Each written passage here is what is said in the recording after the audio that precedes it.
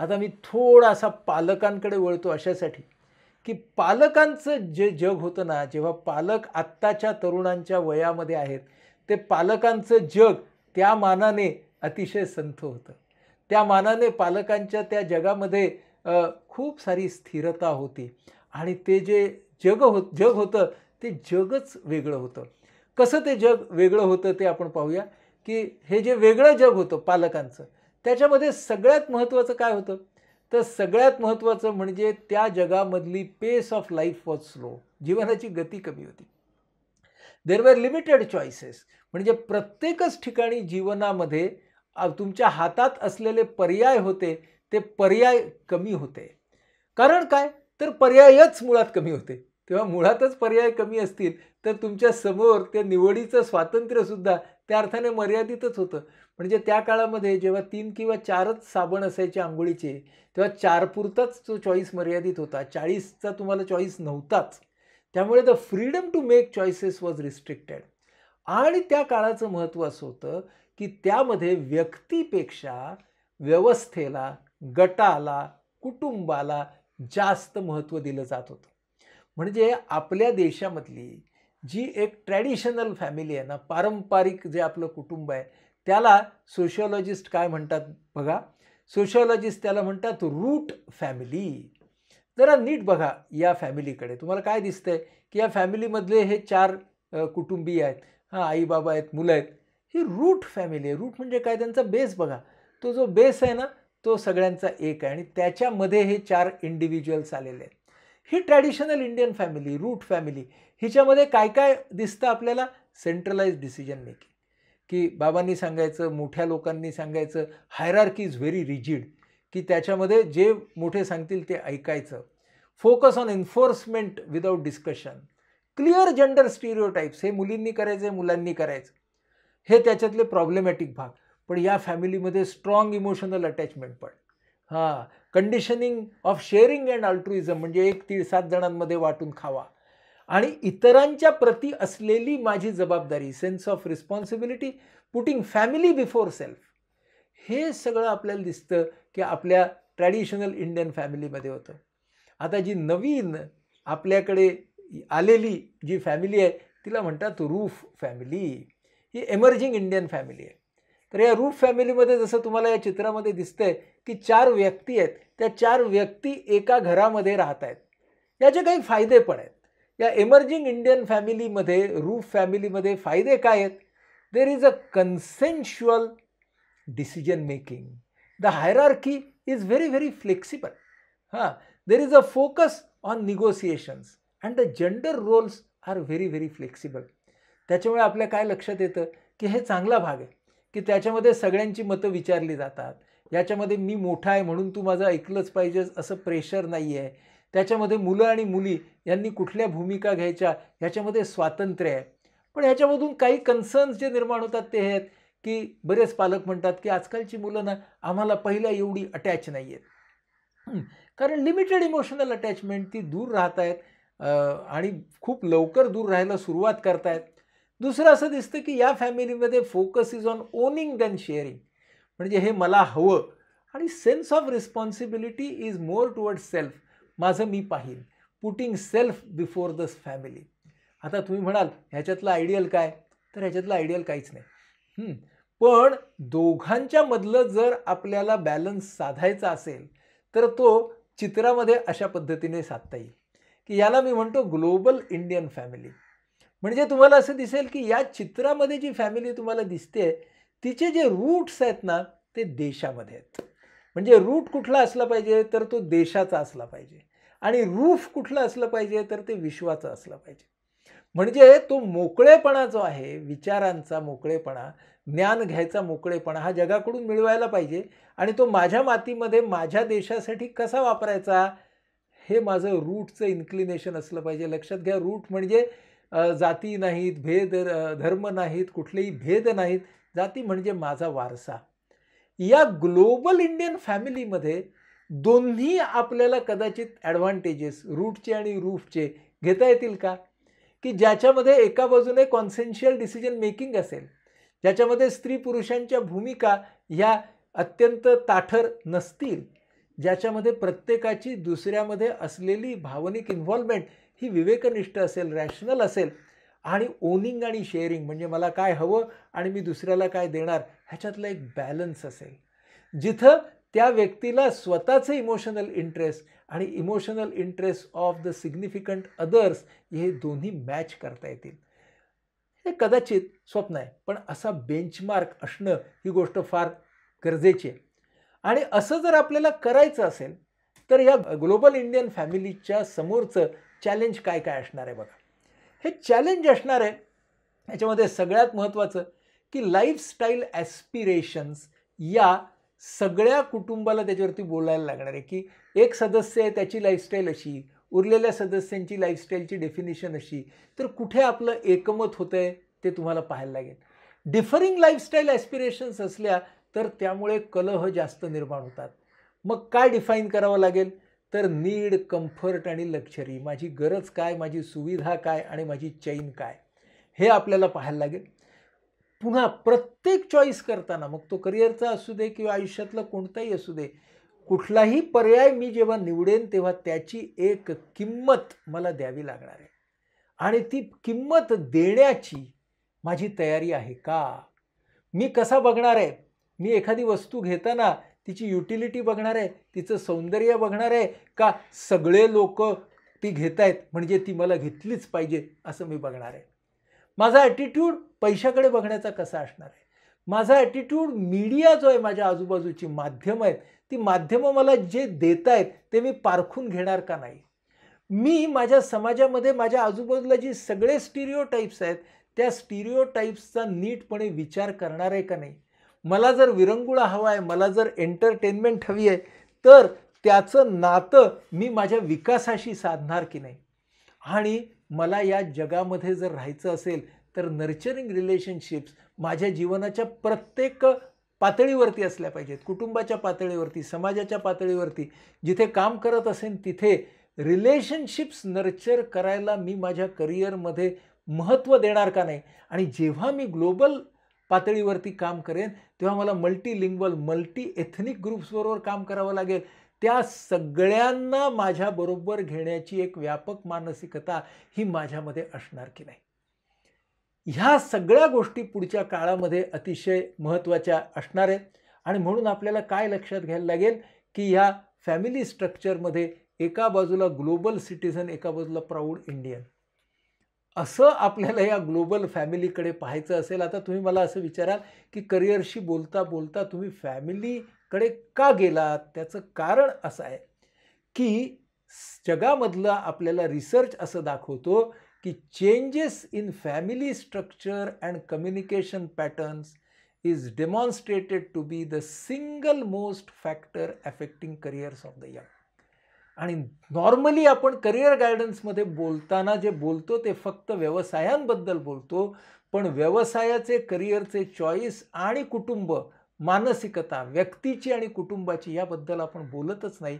म्हणून या तऱ्हेच्या रिसर्चकडे आपण सगळ्यांनी आपलं लक्ष वेधून घेणं ही गोष्ट फार गरजेची झालेली आहे.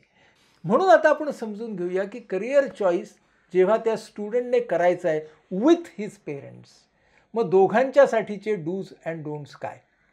तर generating choices through awareness of, आता आपण लक्षात घेऊ, थोडंसं महत्त्वाचं आहे पण हे पायाभूत आहे, हे आपल्याला हे सार्वकालिक आहे म्हणून ते आपल्याला डोक्यात घेतलं पाहिजे. तर आम्ही असं म्हणतो की करिअर चॉईस जो आहे ज्याच्यासाठी 4 प्रकारचा अवेअरनेस हवा. त्यातलं पहिलं आहे इंटेलिजन्स म्हणजे बुद्धिमत्ता. आता बुद्धिमत्तेची पूर्वीची आपली जी व्याख्या होती ती व्याख्या अतिशय मर्यादित होती. ती कशावरती अवलंबून होती की लॉजिकल कपॅसिटी किती, मॅथमॅटिकल ब्रेन किती चालतो, म्हणजे आमच्या सगळ्यांच्या ज्या परंपरागत IQ टेस्ट आहेत त्यासुद्धा त्याच्यावरतीच आधारित होत्या. पण आता आपण असं म्हणतो की मल्टिपल इंटेलिजन्स, 50-60 प्रकारचे इंटेलिजन्स आहेत जगामध्ये.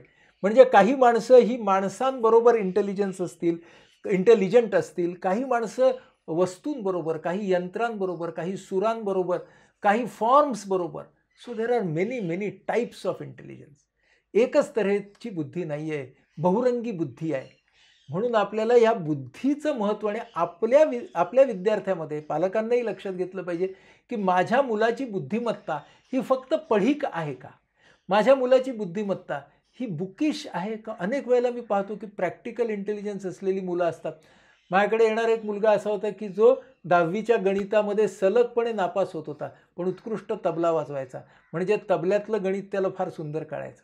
म्हणजे तबल्याच्या बाबतीत तो अत्यंत इंटेलिजंट होता आहे. म्हणजेच इंटेलिजन्सच्याही मर्यादित व्याख्येमधून बाहेर पडून बुद्धिमत्ता ही कुठल्या मुलामध्ये कुठल्या प्रकारची आहे ते लक्षात घेणं, ह्या प्रत्येक एक मोठा विषय आहे. पण मी आज तुम्हाला फक्त ते एरियाच सांगतोय. त्याच्यानंतर येते पर्सनॅलिटी, की एखादा मुलगा एक्स्ट्रोवर्ट आहे का इंट्रोवर्ट आहे ह्याचा त्याच्या करिअरशी खूप संबंध आहे. कारण तुम्ही बघाल की प्रत्येक पेशामध्ये सुद्धा, म्हणजे अगदी तुम्ही वकिली पेशा घ्या, तर वकिली पेशामध्ये सुद्धा there is a barrister, there is a solicitor.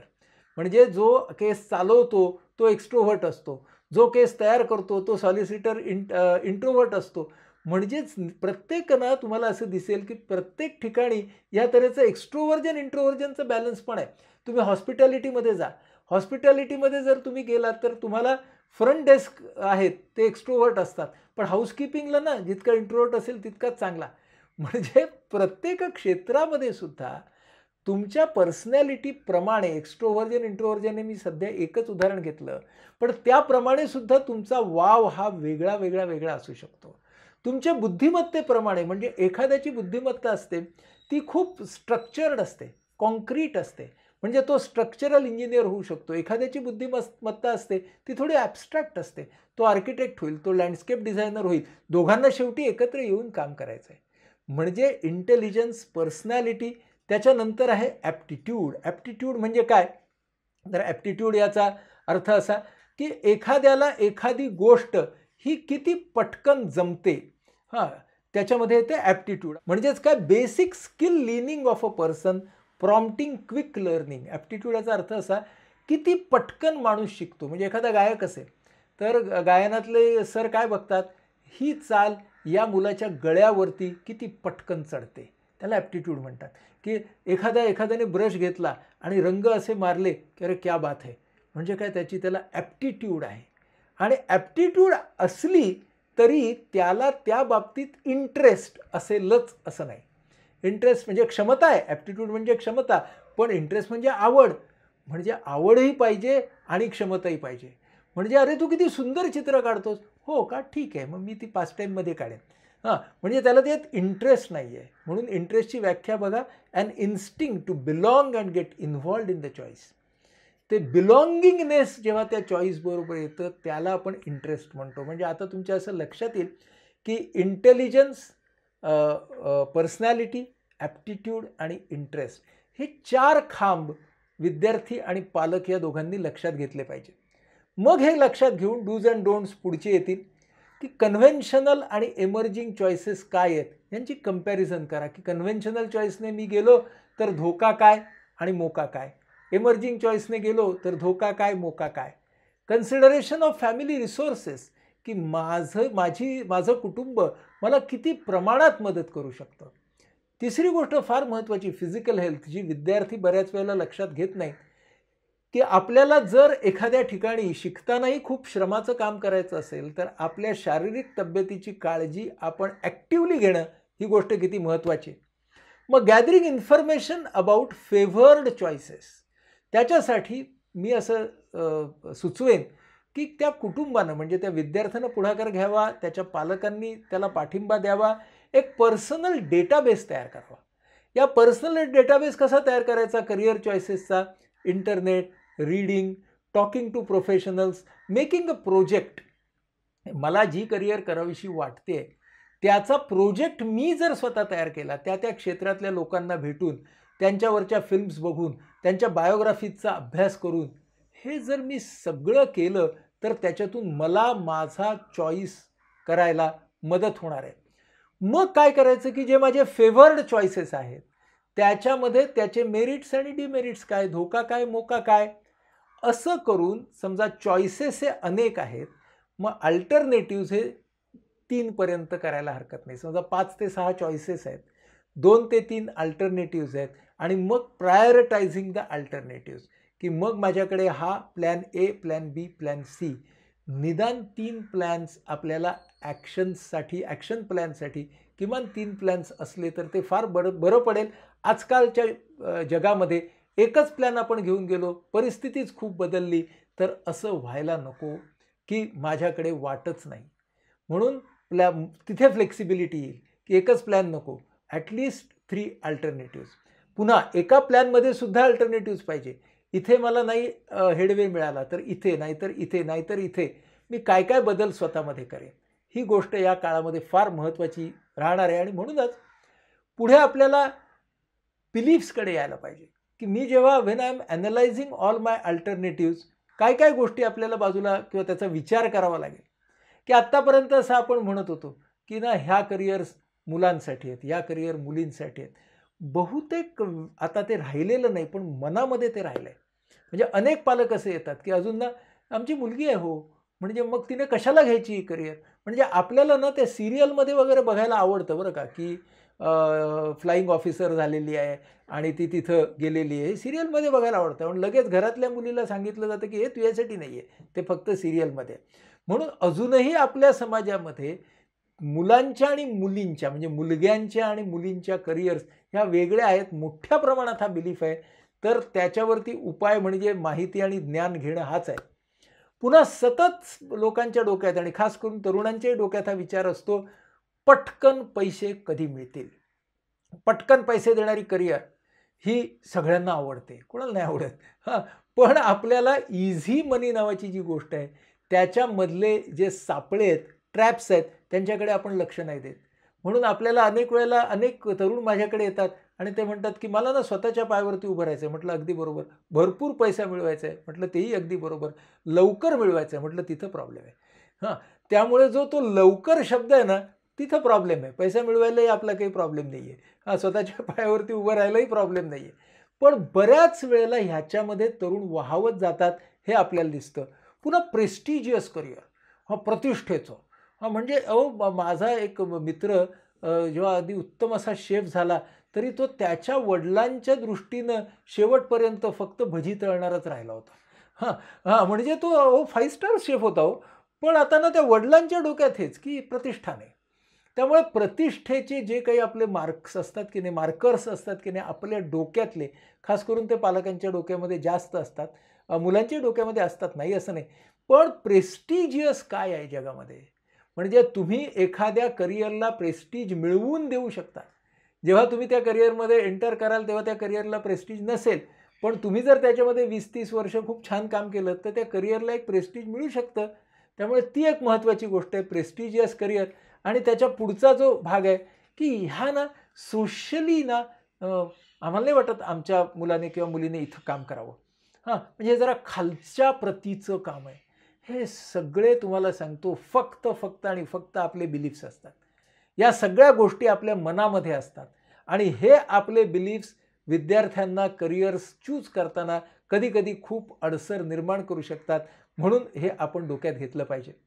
म्हणून आपल्याला पुढे जाऊया की find out whether these beliefs are in tune with the changing family and the changing world. हे आपण डोक्यात घेणं फार महत्त्वाचं आहे. आणि त्याच्यावरती बेस्ड मग आपल्याला स्वतःचा ॲक्शन प्लॅन करायचा आणि मग त्याचं एक्झिक्युशन. आत्तापर्यंत सगळं छान होतं, पण एक्झिक्युशनलाच प्रॉब्लेम तयार होतो. मग आपल्याला काय करायचं की मनाची तयारी करायची की माझा प्लॅन ए मधला समजा प्लॅन ए हां, हा फेल झाला तर काय? प्लॅन बी फेल झाला तर काय? आणि फेल्युअर याचा अर्थ पार्शली ते माझ्या मनासारखं होईल किंवा पार्शली माझ्या मनासारखं नाही होणार. पण मी एकाच पर्यायावरती भावनिक दृष्टीनं खूप अवलंबून राहणार नाही. मी त्याला जीवन मरणाचा दर्जा देणार नाही. बऱ्याच वेळेला असं होतं की एक करिअर ऑप्शन जर माझ्या मनासारखा झाला नाही ना, तर तो विद्यार्थी किंवा विद्यार्थिनी इतके फ्रस्ट्रेट होतात, इतके डिप्रेस्ड होतात की म्हणतात आता जगण्यामध्येच काही अर्थ राहिलेला नाही. तेव्हा आपल्याला हे लक्षात घेतलं पाहिजे, career is a process. A single alternative can shape it, but it will never make or break it. Career is a process of making many choices and career is never dependent on a single choice. आणि म्हणून आपापल्या ज्या मर्यादा असतील त्या मर्यादांच्या मध्ये आपल्याला काम करायचं आहे, आपल्याला एक्सप्लोअर करायचं आहे, एक्सपेरिमेंट करायचं आहे, पण तेही आपल्या मर्यादेच्या मध्येच. म्हणून आपल्या मर्यादा काय, आपलं स्वातंत्र्य काय, ह्याच्यावरती पालक आणि विद्यार्थी यांचं एकमत होणं हा फार महत्त्वाचा भाग आहे. नाहीतर काय होतं बघा, एखादा पर्याय जर मनासारखा झाला नाही तर दोषारोप सुरू होतात. एखादा पर्याय मनासारखा घडला नाही तर माणसं एकमेकांना तू रिस्पॉन्सिबल असं म्हणायला लागतात. आणि एखादा पर्याय मनासारखा झाला तर ओव्हर कॉन्फिडंट होण्याचीही गरज नाही. बऱ्याच वेळेला अरे मग मी सांगितलं होतं ना, गेला इथे आणि पुढे काय झालं माहिती आहे का? हां ठीक आहे, जरा पाय जमिनीवरती ठेवा. त्यामुळे आपल्याला एखादा करिअर चॉईस आपल्या मनाप्रमाणे झाला नाही तर मोडून जायचीही गरज नाही, आणि एखादा झाला याचा अर्थ आपले हात आकाशाला लागले असा पण नाही. हे जर आपण लक्षात घेतलं की एका बाजूला ही डायनॅमिक फ्लोईंग प्रवाही अशी सिच्युएशन आहे, आणि म्हणून त्यामध्ये पालक आणि विद्यार्थी यांच्या नेमक्या भूमिका कोणत्या हे आपल्याला आता लक्षात घेणं फार महत्त्वाचं आहे. शेवटी विद्यार्थ्याची करिअर असल्यामुळे त्याच्यामध्ये जे करायचं आहे ते त्यालाच करायचं आहे. म्हणजे एक नेहमीचं उदाहरण मी देतो की त्या विद्यार्थ्याच्या हातात त्याच्या भविष्याचा आणि करिअरचा पतंग आहे, आणि त्याला तो पतंग आकाशामध्ये उडवायचा आहे. आणि पालक जे आहेत ना ते पाठी फिरकी घेऊन उभे आहेत. त्यांनी मांजा द्यायचा जेव्हा हवा तेव्हा, त्यांनी मांजा गुंडाळायचा, ज्याचा गुंता होऊ नये असं पाहायचं, आणि तो पतंग फडकवत ठेवायची जबाबदारी म्हणजे त्यांची आहे. आता पालक काय म्हणतात ना, हे असं ऐकताना वगैरे पालक एकदम छान ऐकतात, आणि पालकांचं नंतर बाहेर ते सारखं ना त्याला पतंग कसा आम्हाला उडवता येतो, खरं म्हणजे तुला तो उडवता कसा येत नाही, आणि मग ते ती बॅकसीट ड्रायव्हिंग चालू करतात की आम्हीच उडवणार तुझा पतंग. अरे तुमच्या हातात तुमच्या स्वतःच्या आयुष्याचे पतंग आहेत ना, मग एका वेळी 2-2 पतंग का बरं उडवता? पण हे कोणाला कळत नाही. आणि मग त्यामुळे काय होतं, कधी-कधी मुलं म्हणतात अच्छा तुम्हाला उडवायचं आहे का पतंग, तुम्हीच उडवा, मग आम्ही बसतो. म्हणून ते प्रेक्षकाची भूमिका घेतात. तेव्हा हे आपल्याला होऊ द्यायचं नाही आहे. स्टुडंटचा रोल आहे एफर्ट्स टुवर्ड्स द गोल, आणि पेरेंट्सचा रोल आहे providing support and unconditional acceptance. स्वीकार देणं आणि आधार देणं हेच फक्त पालकांच्या हातात आहे. आणि अशा पद्धतीने जर या टीमचं काम झालं तर ट्रॉफी मिळेल. पण ट्रॉफी म्हणजे काय हो? तर माझ्या मते ट्रॉफी म्हणजे फक्त अचिव्हमेंट नाही. माझ्या मते ट्रॉफी म्हणजे समाधान, आणि समाधानाची ट्रॉफी आहे ना ती शेअर करायची आहे. समाधानाची ट्रॉफी जर सगळ्यांची असेल तर अचिव्हमेंटची ट्रॉफी ज्याची त्याची असू शकते. त्यामुळे आपल्याला डोक्यात घ्यायचं आहे की आपल्याकडे 2 ट्रॉफ्या आहेत. 2 ट्रॉफ्या आपण मिळवू शकतो, समाधानाची आणि अचिव्हमेंट म्हणजे यशाची. तर समाधान जे आहे ना ते आपण सगळ्यांनी एकत्रितपणे त्या प्रोसेसमध्ये आपण जर राहिलो तर आपल्याला जे मिळेल ते समाधान आहे. आणि जर आपण अचिव्हमेंट ती त्याची असू दे की, म्हणजे मुलांच्या अचिव्हमेंटमध्ये पालकांचं समाधान आहे, पण आमच्यामुळे तुम्हाला ती अचिव्हमेंट मिळाली असं म्हणायचं मात्र काही कारण नाही आहे. त्याच्यामुळे आपल्याला हे डोक्यात ठेवायला लागेल की आपल्याला ह्या टीमवर्कने जर आपण काम केलं तर आपल्याला पुढच्या काळामध्ये अगदी ते टर्ब्युलंट आणि टेस्टिंग टाईम असले तरीसुद्धा टीम म्हणून पुढे जाता येईल. वादळ तर नक्कीच आहे, पण आपण सगळे जर एकत्र असलो, एकमेकांचा सन्मान करत राहिलो तर आपण आपल्या इच्छित स्थळी नक्कीच पोहोचू शकू एक उत्तम टीम म्हणून. त्यामुळे तुम्हा सर्वांना तुमच्या करिअरच्या चॉईससाठी, भावी काळातल्या शॉर्ट टर्म आणि लाँग टर्म चॉईसेससाठी खूप खूप शुभेच्छा. आणि करिअरमधल्या अडचणींसाठी, करिअरमधल्या मार्गदर्शनासाठी आम्ही IPH तुमच्या सोबत सतत राहणारच आहोत. आमच्या बॅचेस सुरू होत आहेत, ऑनलाईनसुद्धा आणि ऑफलाईनसुद्धा. त्यामुळे लगेच संपर्क साधा. धन्यवाद.